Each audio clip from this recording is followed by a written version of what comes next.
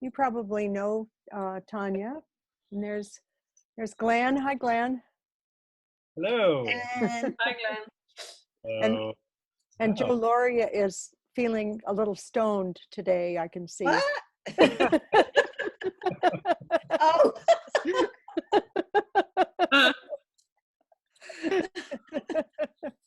Are you there, Joe? Yeah, hi. My camera isn't working. There's something wrong with it. So okay. You have a glazed look in your eye. Yeah. Well, that's a Roman statue from the I get. know.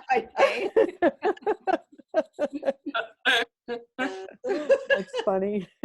So I will mute myself until if we have questions, okay? Okay. Yeah, and people can put questions in the, I think we'll wait just a few minutes. We normally get, there's Martina, hello. We normally get a few. Hi. Hi, Rita. Hi, Tanya. Glenn. Great to see you. Good to see you. Your spectator piece is wonderful. Oh, have you? Yes, I right. just got up to it finally. Unfortunately, it won't be in print. But Igor assures me that more young people generally read online. Absolutely. And it's this kind of thing that one wants to send to. This is Tanya's commentary on the restructuring of the VNA. Oh, which, yes. We were, yeah. And it's all exactly as it should be. But not the restructuring. Tanya's article is exactly the restructuring. Very much not. Yeah, not so good. We were just talking about that, and I think when we get everyone on here, we'll give the information so that if people want to write letters or do something in response to the director there, we might be able to get a wave going, you know. Yeah. Hi, Joe and Lindsay. Welcome. I was hoping we'd have a few people from down under today, but not yet. So Glenn, I heard that you were busy in Syracuse at a conference. Are you? That's my participation's coming up. I mean, of course, this is all virtual anyway, so. Oh. I don't know if anybody's in Syracuse. Maybe the organizer. There's this vast conference happening over the next 2 days about deaccessioning, and in a fit of sort of rush of blood to the head, I wrote an article for Apollo last year about what I called the concept of progressive deaccessioning. In other words, deaccessioning with the goal of making the collection itself more inclusive and diverse. And I wrote broadly in support of that idea, thinking about what was happening in Baltimore and Everson especially. And lo and behold, there's a panel at the conference that's called Progressive Deaccessioning. So I'm on that panel. Some other people. But actually, Christopher Bedford, the director of the Baltimore Museum, is speaking right before us. So it'll be very interesting to see what he says. And you know, something like 1,200 people have signed up for the conference. It's absolutely crazy. Wow. It seems like everybody in the entire museum establishment in the States is watching. Yeah. So no pressure. And of course, something in which I have absolutely no expertise whatsoever. But you wrote that article. I came up with a catchy phrase, you know, so you gotta be careful with that stuff. Yeah. Well, we'll go ahead, and other people will probably join us as the time wears on. But I really want to welcome Glenn and Tanya Harrod and Glenn Adamson, are co-editors of the Journal of Modern Craft. And so I invited them to talk about that. There are people here who are interested in writing and publishing. So, and I think your suggestion, Glenn, was that Tanya begin with your first issue.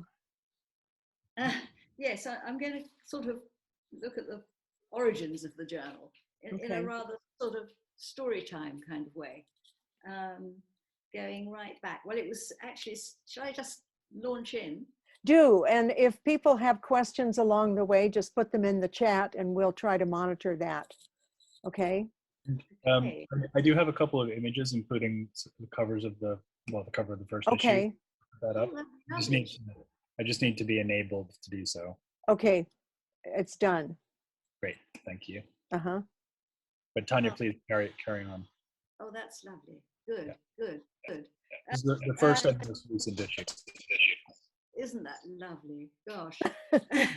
Well, in fact, I'm going right back, because it's been 17 years since the idea of our journal was first mooted. Catherine Earle, who was the director of what was then Berg Publishing, which was based in Oxford and New York, took me out for lunch in a very civilized way in July 2004. And she was thinking of a journal devoted to craft, which was to join their existing titles: Textile, the Journal of Cloth and Culture, and Fashion Theory. And we had a very pleasant lunch, but by a very happy chance, I'd recently met Glenn Adamson in Philadelphia at a wood turning conference. You can't get much craftier than a wood turning conference, I assure you. And in that setting, Glenn's breadth of knowledge shone forth. By September 2004, I said I was going into the sort of detail of this, we were a team: myself, Glenn, and Ned Cook, Edward S. Cook, Glenn's former supervisor at Yale. And anonymous evaluators were looking at our proposals for what we described then as the first peer-reviewed academic journal to provide an interdisciplinary forum for the rigorous analysis of craft and craft practices. And there was a kind of hint at a time frame, because we were going to take artifacts that consciously set themselves apart from mass production. Our aims and the scope were later fine-tuned, but from the start we emphasized breadth. I'm quoting from the summary we put at the front of the journal now: the relevance of craft within new media, folk art, architecture, design, contemporary art, and other fields. So we wanted a door wide open, while at the same time, we were absolutely sure what we didn't want, even if this was not always easy to articulate. I think Glenn will be able to develop that sensitive area. And at that point, we had a range of clunky two-part journal titles wished upon us: Craft, History and Theory; Craft, the Journal of Applied Art, Culture and Meaning; Craft Theory, the Journal of Culture and Applied Art; Handmade, the Journal of Craft and Modernity. One anonymous reviewer, who was not at all keen on the idea of an academic journal in this area, came up with a remarkable subtitle: Culture, Relations, Aesthetics, Frameworks and Theory. Brilliant. The subtitle was an acronym for craft. By the 3rd of October 2005, however, Berg were ready to go ahead. Titles still not finalized. By October the 15th, we decided on the Journal of Modern Craft. And by November 2005, we'd signed a memorandum of agreement with Berg. By May 2006, we decided on 2 staples for each issue, which would not be peer-reviewed, but which we hoped would be helpful incrementally. One was primary text, in which a piece of writing that was out of print or linguistically inaccessible would be represented with a brief scholarly introduction. The second was statement of practice, which would be well illustrated and written or based on an interview with a practitioner of some kind. Again, this idea of broadening the field: architects, poets, designers, makers, impresarios, filmmakers. These were the ideas that we sort of tossed about. We were keen to range widely and globally. And I think with statement of practice, we have achieved a diverse list of contributors, from the British novelist A.S. Byatt, talking about her fictional take on fin de siècle craft in Europe, the children's book, to the Myanmar protest and performance artist and painter Hein Lin. And where is he now, I wonder?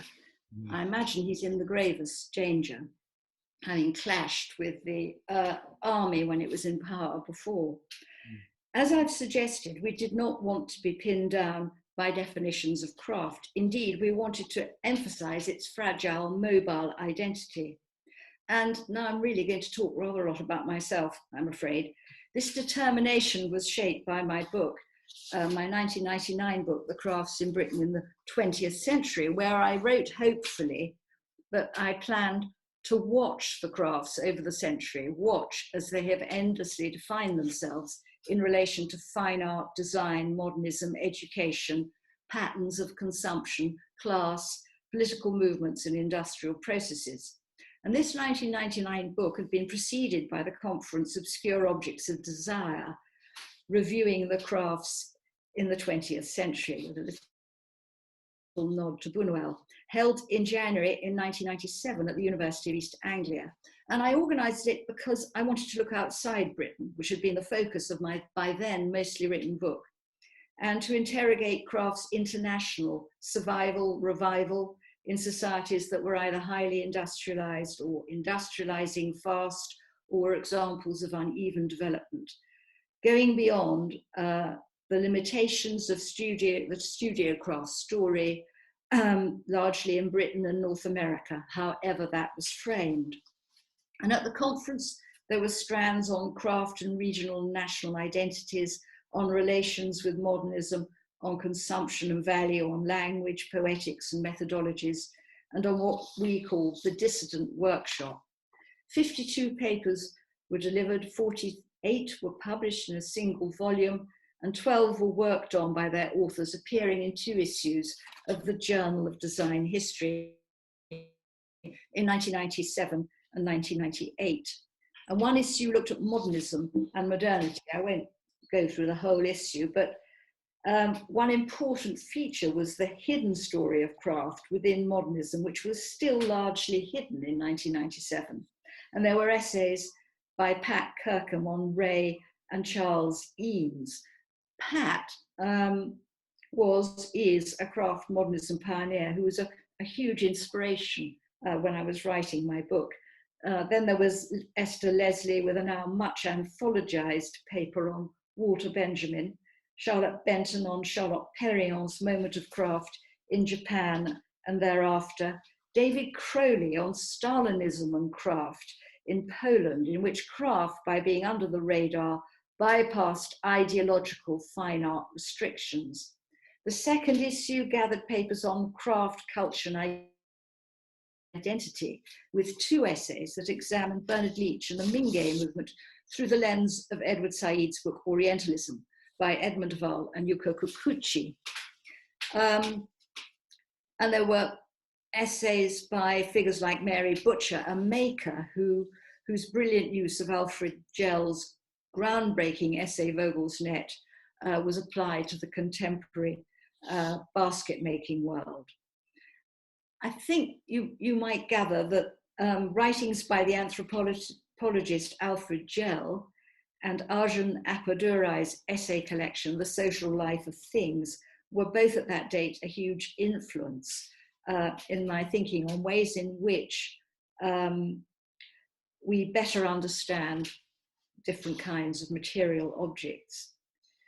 And these activities, a book, and above all, the 1997 conference, were for me the root of the Journal of Modern Craft.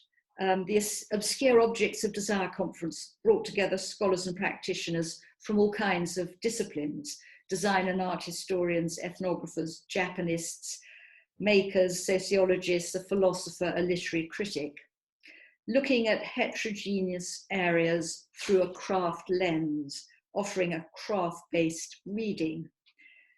And I was conscious, and I think later we editors of the Journal of Modern Craft were conscious, that in recent times there had been skittishness, it's a kind word, about the very word craft, with Craft's high-profile North American Museum and Gallery bizarrely renaming itself the Museum of Arts and Design, and places of further education giving the C word a miss also.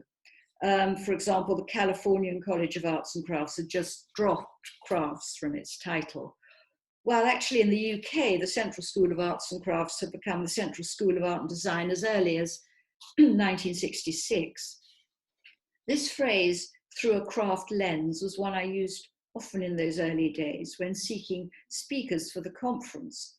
On one level, this meant attending more to production than was normal at a time when consumption studies ruled the design history world. Employing a craft lens was part of a determination to rehabilitate and expand the meaning of a word that had come to stand for a rather narrow history, perhaps focused on the arts and crafts movement, whose own history badly needed refreshing.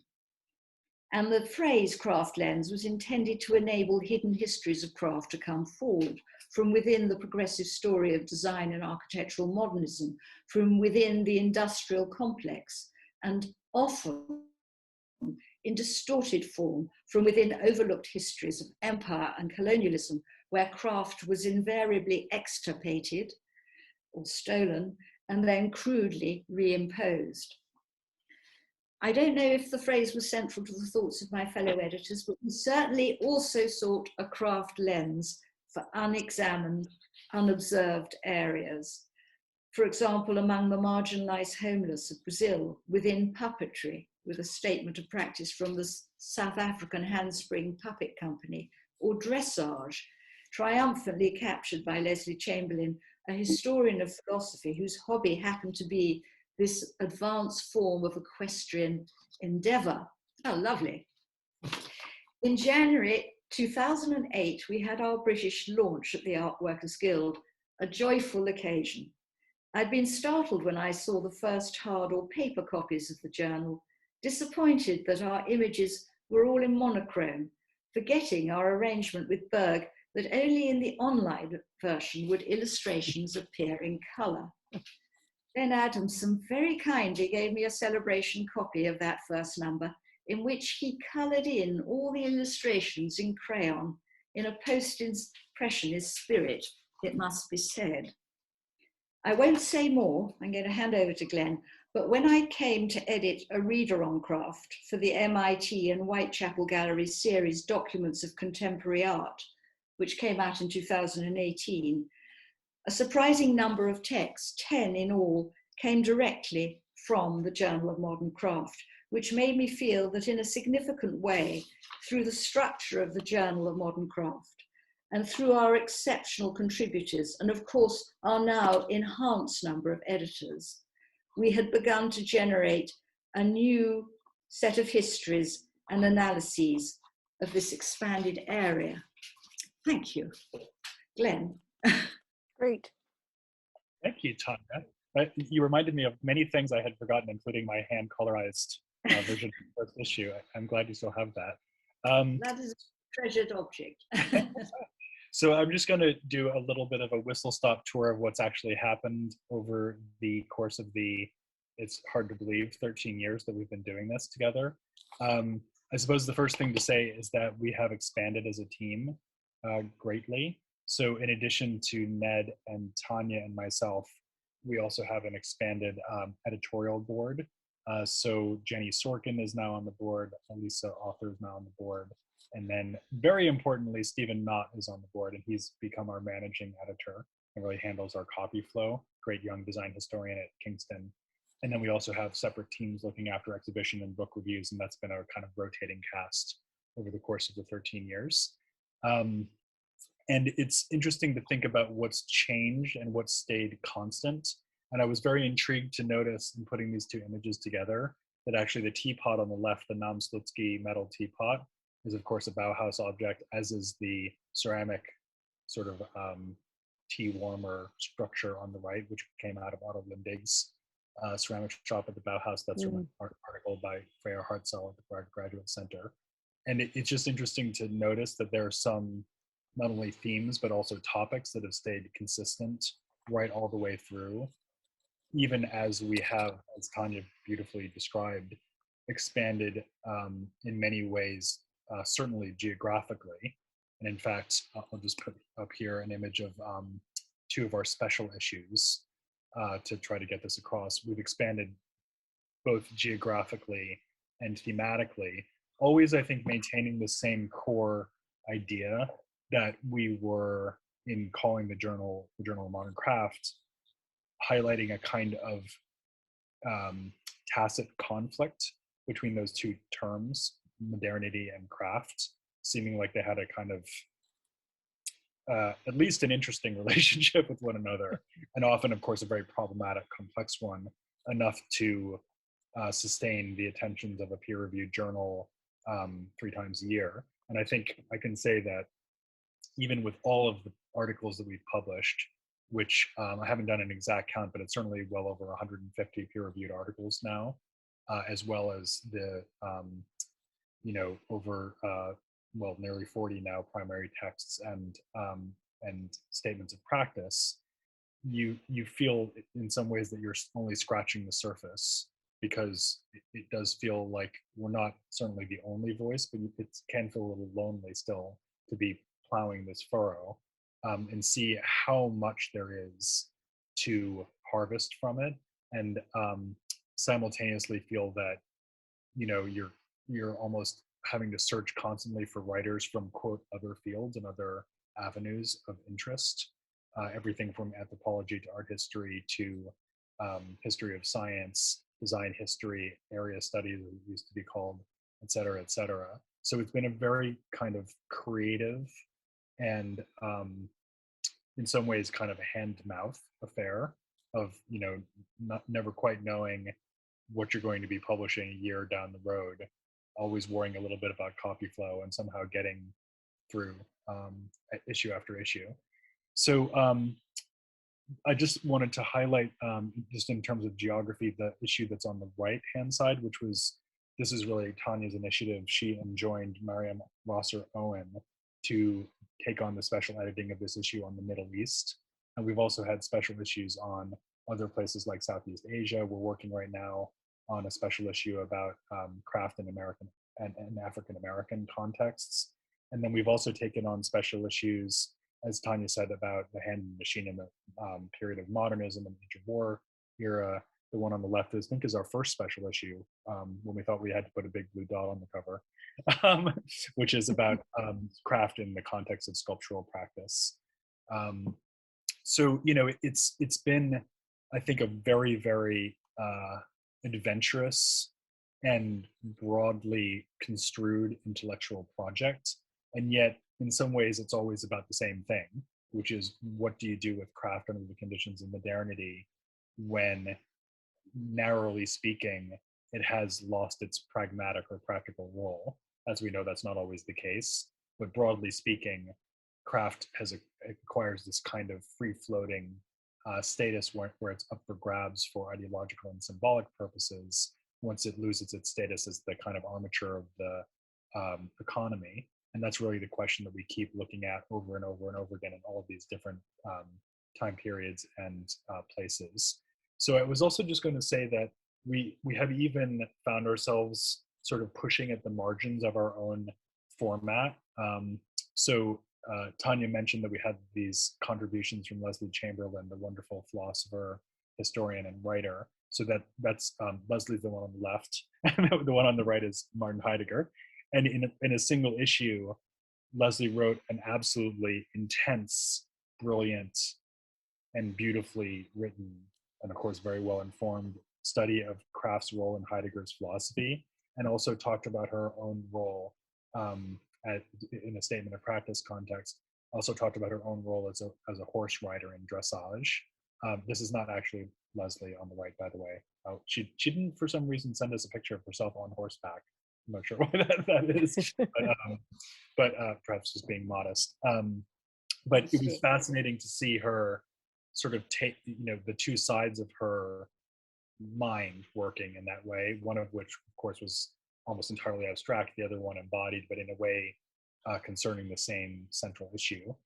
And then similarly, in the primary text category, we certainly have kept publishing things that in every way will seem unsurprising as historic texts that one should refer to that perhaps were underknown, or, as Tanya said, need to be translated. I mean, just for example, we just published an excerpt of Ralph Waldo Emerson's Doctrine of the Hands, which I think is not something that's been on a lot of people's radars. But if you ask me, is a really crucial 19th century text in the historiography of American craft. But we've also done things like featuring exhibitions in the primary text column. This one is called Textiles in Perspective and occurred at the Stedelijk Museum in the late 1960s. And this, of course, is the work of Magdalena Abakanowicz, which you'll recognize. And then just finally, I do want to, again, mention our review articles. So we have exhibition reviews. This is Roberto Logo and his exhibition at the the Walters Art Gallery in Baltimore. And then we continue to publish our book reviews. And I thought it was nice to get Emily Moore's book in there, in this image, because a review of this just came out from our colleague Anya Montiel, who's now at the Smithsonian, a great specialist on Native American craft. And Emily, I think I'm right in saying that Emily's first published article was with us. And it was certainly in the first year of the journal. She wrote a wonderful article about the so-called Silver Hand program in Alaska, whereby Native or Indigenous crafts are recognized and the kind of problematic means by which that's done, by which that government project is administered. And here, lo and behold, a decade later, we're reviewing her full-length book in our pages. And it's just a great reminder that although we often feel like we're constantly recruiting people, there also is this field that's been growing the whole time. And I think of all the things that I've done with the journal, maybe the most interesting and encouraging was after we had been publishing for 10 years, we collectively wrote something called the Decade in Review, Modern Craft Studies, the Decade in Review, and just ran down thematically all of the different things that have been published since we started the journal. And I mean, those footnotes, they just go on and on and on and on, far more than anybody could read. And you just get the sense that this entire intellectual enterprise has been created, as it were, out of whole cloth, obviously with a lot of very important precedents. I see Janet's on the call, and Janet deserves to be mentioned among those precedents. So certainly not coming out of nowhere, but in terms of a peer-reviewed academic disciplinary topic, there wasn't that much going on before we started the journal. And although it's been a kind of quiet operation, working away in its own corner in this very cross-disciplinary, cross-institutional way, cross-geographical way, I think it has had a huge impact and has really given people the confidence to believe in the existence of this as a scholarly field in its own right. And in some ways, it's just starting, really. We're still in very early days. So that's what I will say. And Tanya, it's been a pleasure to work alongside with you. I always think really the reason that we're doing this is because it gives us an excuse to talk more frequently. So if it's done nothing else than that, it's done that. That's great. Thank you to both of you. There are a couple of questions in the chat. Well, Joe Loria asked me privately if I could ask Tanya if you would share your written script with me. I could share it with the group because it was so packed with references and attributions that would be great if you were willing to do that. Oh yes, I'd be very happy to. Good. Yes, it was great fun sort of tracing the day by day. It seemed like there were day by day emails, as the whole thing developed. I certainly wouldn't have dreamt of venturing on it if Glenn hadn't come into That's great. That's great. And then Janet Koplos asked, in the 1990s, the UK would have been vastly ahead of the US in academic consideration of crafts. Had that begun to improve by the time of the journal? And how does it stand now? And then after that, she has a second part to that question that I'll convey. Well, that's a very generous thing to say. I'm not completely sure that the UK was vastly ahead. What do you think, Glenn? I mean, we got a lot of interesting contributions almost immediately from North America. Yeah. And of course, I think as Glenn's indicated, we couldn't just sit back and wait for copy to come pouring in. We weren't like, I don't know, historical journals.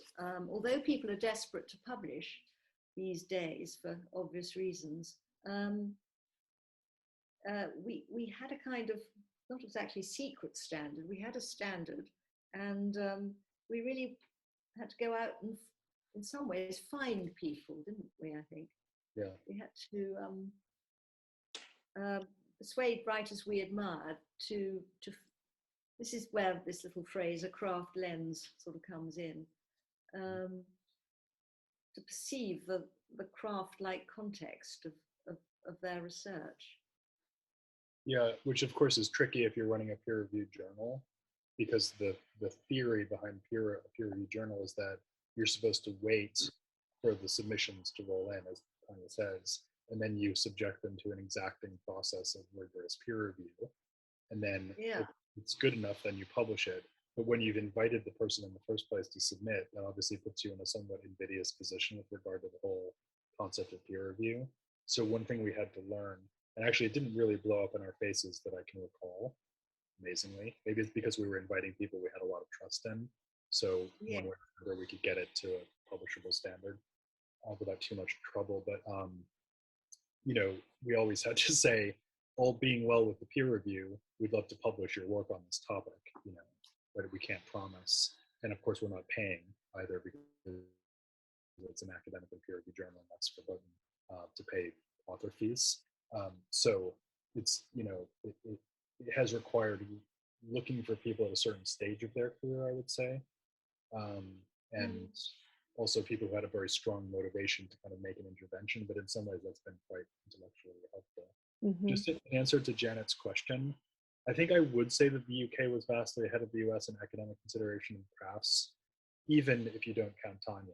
It was obviously the major reason why that was the case. And obviously, Tanya's book, The Crafts in Britain in the 20th Century, is still the best book in the field by a long measure, and still the thing by which everything else is measured. But even apart from Tanya's work, I would definitely say that, and Janet, I would love to hear your comments on this, because I know you wrote for its pages, but I would say that generally speaking, after Rose Slivka kind of gave up the editorial leadership of Craft Horizons and it turned into American Craft and became a much more lightweight publication, that kind of critical platform in America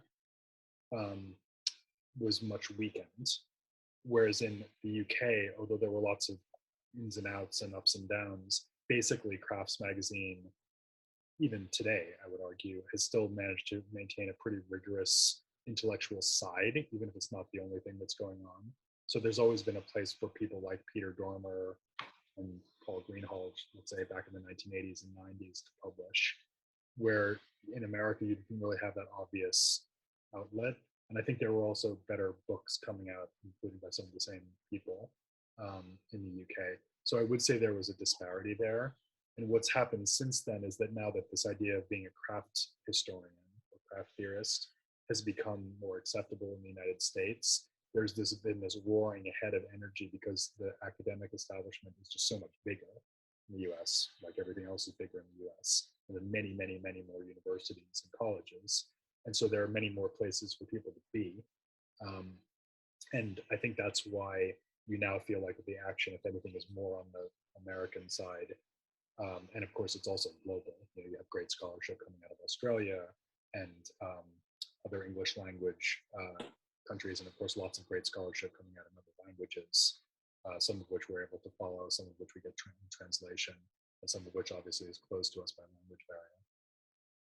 Yes, I think I should have said that actually, because when I started out, I realized this was an interesting field, largely because of the way in which Martina Margetts was editing Crafts. Yeah, absolutely. And she had such, it was there were fiery debates in its pages, and it seemed a really interesting place to write, and a really wonderful magazine to read.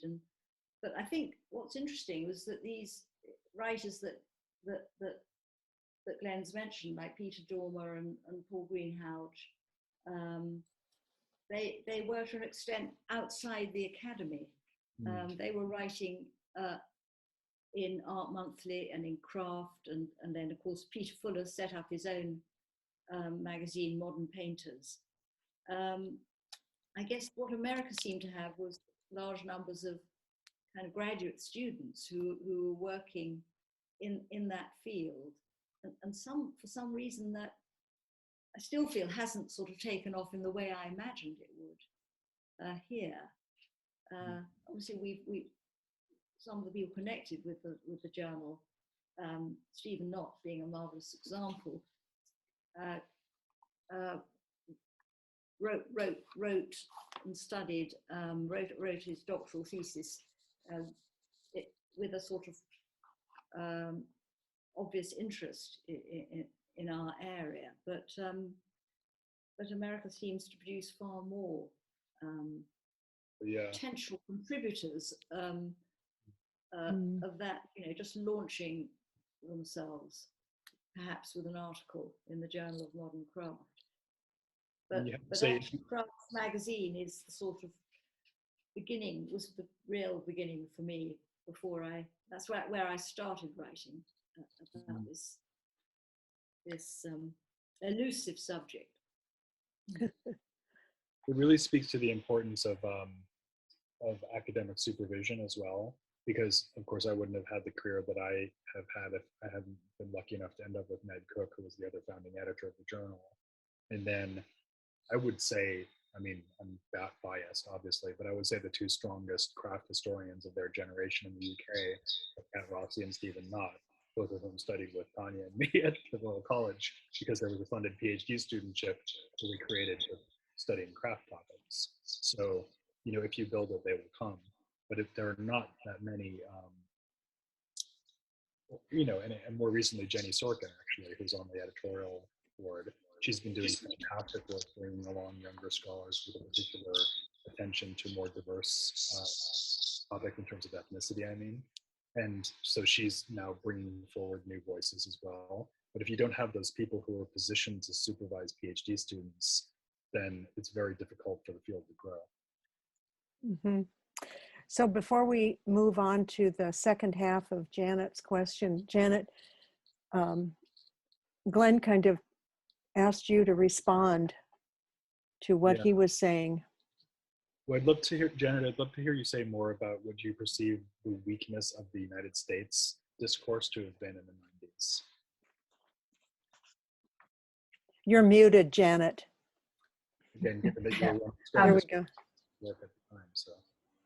Okay, I was thinking of the comparison between Crafts Magazine and American Craft, and I was also thinking, frankly, I mean, not to be overly humble, but the difference between Tanya's history of British crafts and the Maker's book.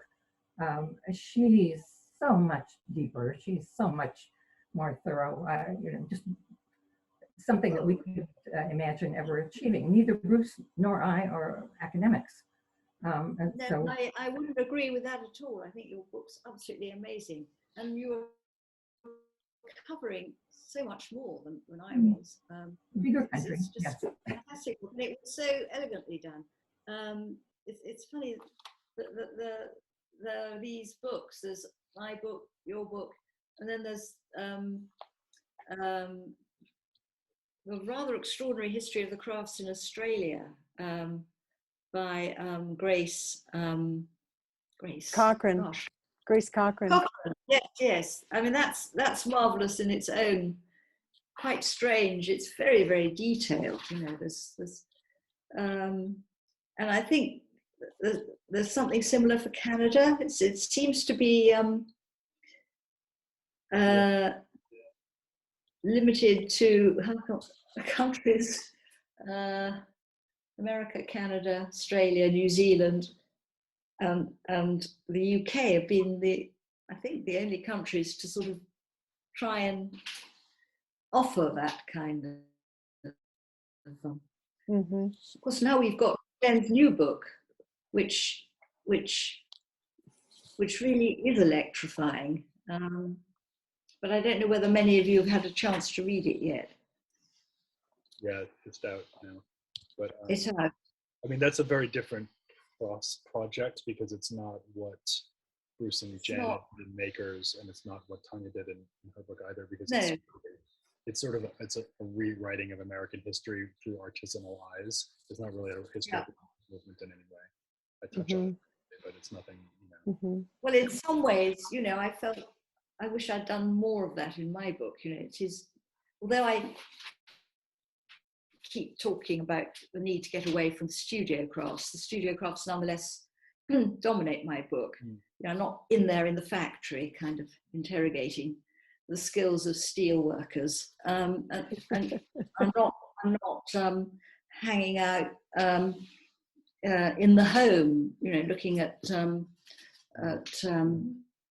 domestic craft. So, you know, it could have been, well, it's big enough as it is, but, you know, there were limitations, which of course the journal enables us to kind of escape from, which is what's so exhilarating. I was just going to say, you know, that this recent book is, like, there's no way I could have written that without having edited the journal for all these years. You know, thinking about like Ezra Shales writing about the Empire State Building as a handmade object, for example. I came in with something like the third year. And it was just such an incredibly refreshing way of thinking about the subject. So yeah, I mean, that has deeply, deeply informed obviously everything I'm doing, that experience. We have Janet asked a couple of other more practical, down and dirty questions here about how accessible has it been, the journal been? How is it accessible? I'll expand on that. And then what is the cost specifically? And I think, you know, when I've been on there digitally, it's very expensive, isn't it? And but what is the cost for, you know, as a print subscriber? And then how is it accessible? Is it only accessible that way? Well, obviously the institutional subscription, which is the digital subscription, is expensive. It's not something an individual would take out. But I think the print only subscription is very reasonable. Yeah. The exact figure is not at my fingertips. When we started out, it was $48 for a year, but we just looked it up. It's $63 now. 62, yeah. 62. How often is it published? 3 times a year, so it's basically $20 a copy, which you could say for a working class maker is probably a lot to spend on an academic journal. The thing is, the business model of these journals, and we're only one of, you know, a huge maelstrom of these journals, and they'll basically work the same way, which is that they get their income through selling digital access rights to university libraries and networks. And then the logic is not you're selling one journal at a time. The logic is you're selling access to the entire, you know, database, not just of that one journal, but usually all of the offerings of that publisher in that area. So it's not a straightforward fiscal proposition in that sense. And you'd almost be hard pressed to say how much a university is actually paying just for the journal of modern craft, because it's invariably bound up with other subscription rights. Okay. Yeah. And some journals would be more subscribed or more read, than others. And I think we are probably pretty successful by the standards of our publishers in terms of how many people actually read our articles compared to other journals. But it makes the number crunching a bit difficult. So it isn't available for an individual digitally. I think that's right. Not unless you can link to a university library that has subscribed to it. Okay. Or you can buy a PDF of a specific article, but again, that's quite expensive. And it's only something to do if you were desperate. I mean, I know who like to read hard copy, subscribe, you know, they share it, sort of 3 of them, and they pass it around. Yeah, exactly. That makes sense. Do other people have other questions? Come on, we have this great pair here. Let's. I'm glad to see Patsy Healy joining us. Patsy is in Australia, so she's had to get up quite early. And Grace Cochran does join us sometimes, so I'm sorry she's not here today. Other questions? So Glenn, you, oh, go ahead, Mark. I'm trying to think of something. Oh. I just wanted to just say I've just been going through this book by Glenn. It's insanely interesting, and what I'm a struggling craftsman. I'm trying to make a living at it, and Glenn was talking about the anthropological views that were put. I do archaeology for a living, so I'm always digging up crafted items from way back with their intention most of the time wasn't to impress anybody. It was they had to do it so they could survive. Yeah. Just like these early Americans that were talked about in the craft book. I am much more of a egotistical person. I mean, I make things that I'm not going to make 10 of them. I only make one of them, right? And it's like that's the struggling craft artist guy. I mean, a lot of people you question about. I'm not really asking questions here, am I? But I just don't. So, I mean, I just want you all to continue what you're doing. Bravo and all that. A question that I had, you mentioned Paul Greenhalgh, and I haven't heard from him for a long time. Is he actively writing now, or? Yeah, he just published a huge book on ceramics. Oh, great. Actually, I'm reviewing it for Apollo, so I have a copy of it downstairs, a sort of early release copy. Have you gotten one yet, Tanya? I haven't, but actually next week on Tuesday, University of, well, no, not the University of York, York City Art Gallery, or the Center for Ceramic Art are having a conference, and his book is going to be kind of launched at the conference. Okay, that's nice. And I'm actually giving a keynote speech about a kind of problem of ceramic history as opposed to craft history. Nice.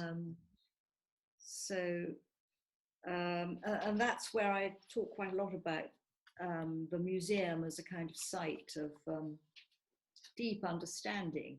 It doesn't always generate huge amounts of writing, but within, I particularly talk about the V&A, within those material-based and type-based departments, there is this extraordinary level of knowledge,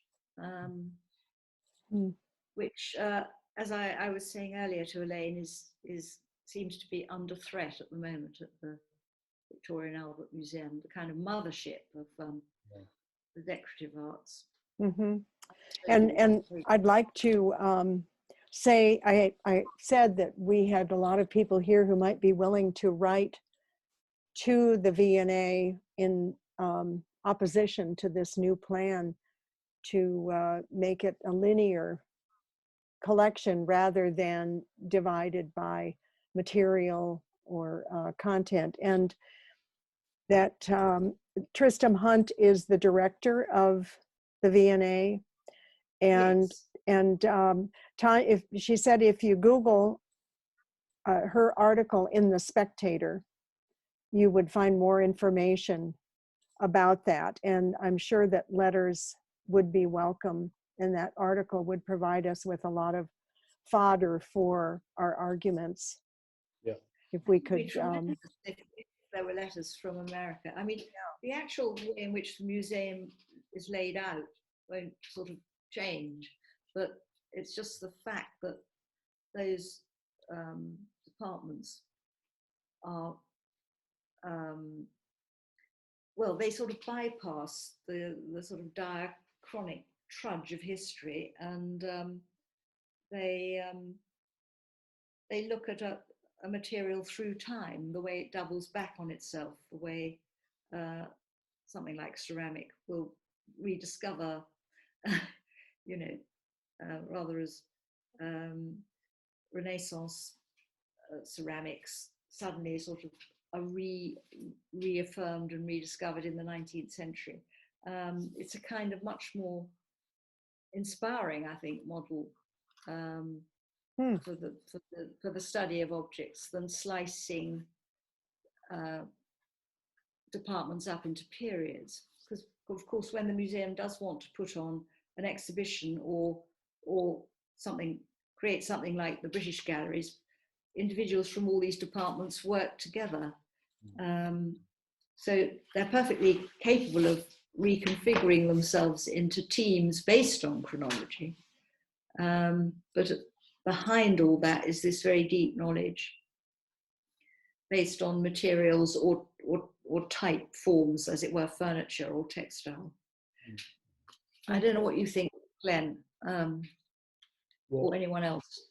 Yeah, I mean, I think, and I see we have a couple of other questions here to take on, including one about your development as a writer, Tanya, which I'd love to hear about. I guess I'll just say about the V&A that, I mean, the first reaction that I have is that it's just a shame that something so specific is being demolished to make way for something so extremely banal. And I think any time that you see that, I mean, it's sort of like a really cool old building being knocked down and a, you know, Gap superstore being put up in its place. That's how it feels. Because every museum is based on these stupid chronological cross sections that have advantages and disadvantages. But, you know, to me, it's not so much the intrinsic merit of doing it one way or the other. Is that the V&A was the only huge museum that was organized that way, and now we don't have one. And so we won't get that intellectual diversity. But I also think it's important, and Tanya does explain this well in her article, that the museum itself is not being reorganized, because I think for the public, it's hard to understand what's happening. And what we're talking about is back of house curatorial structure. We're not talking about the galleries. And I think even that very easy to make distinction is often getting lost in the shuffle. So it just shows how difficult it is for the public to be the arbiter of these questions, because you really need to be a professional to understand it. And I think that's why there hasn't been as much of an outcry as there ought to be. But just to strike a sort of gender-based note, when the last attempt was made to restructure the museum in, it was 1989, the director was a woman, Elizabeth Esteve Cole, with a background in librarianship, and the vitriolic and violent response to her restructuring plans, which were not nearly as radical.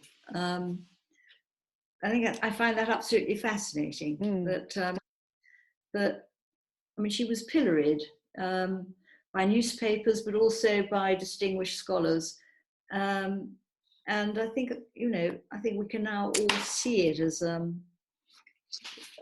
something of an attack on someone who is both a woman and perhaps not as connected as our present director. And I think that's troubling, but fascinating in itself. Yeah, Joe asked, I'm trying to do these in order. Our editor's actively searching for writers of color now. And you mentioned that you have one of your topical books coming out that will be of people of color. Yeah. Yeah.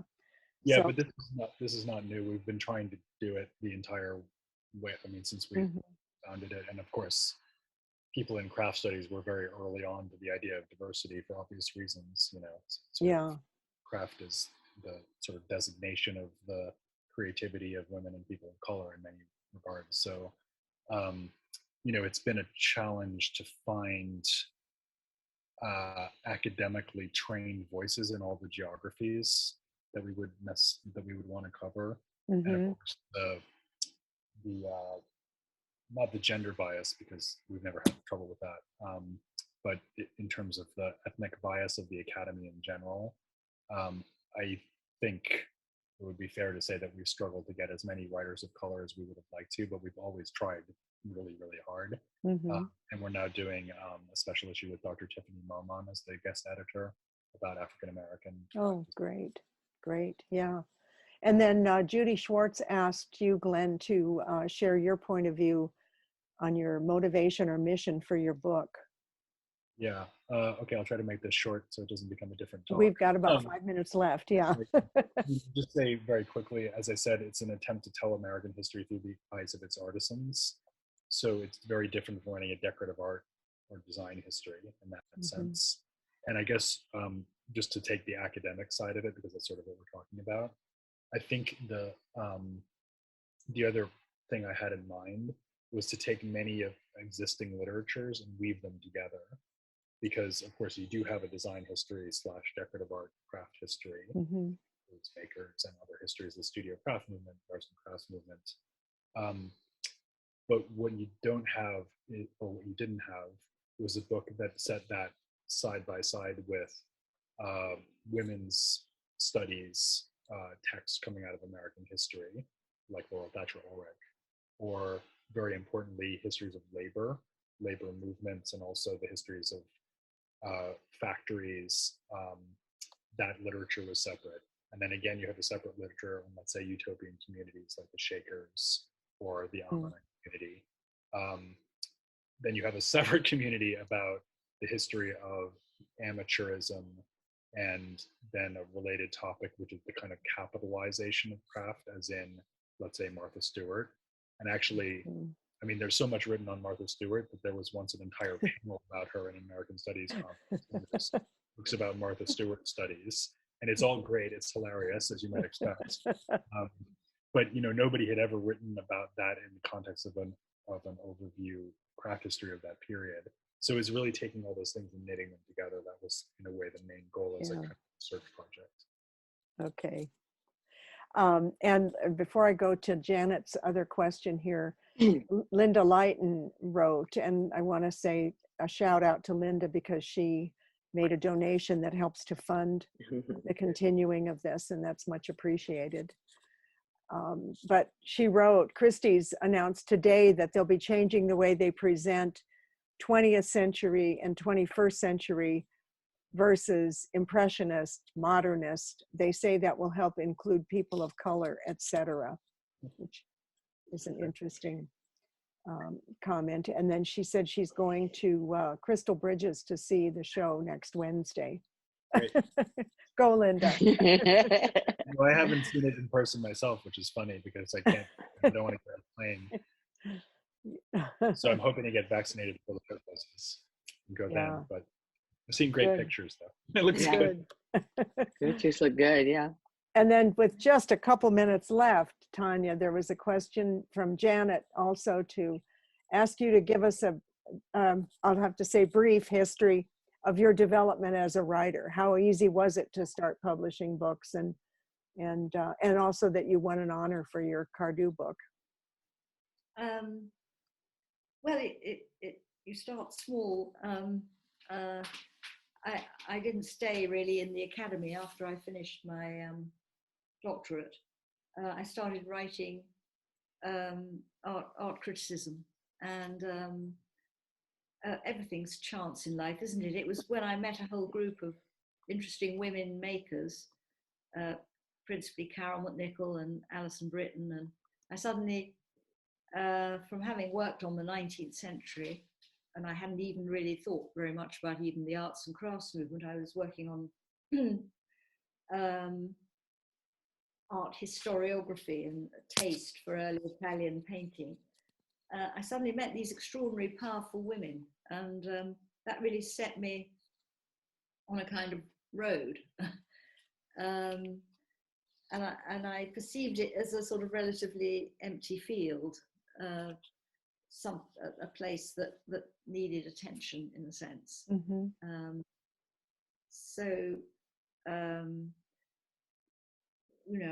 was very lucky. I formed this idea of writing a kind of history of what happened after the arts and crafts movement ended, and that was taken on by Yale after various upsets with other publishers, and that was a great privilege. Yale were the most wonderful publishers, and they were very brave about taking on my Michael Cardew book.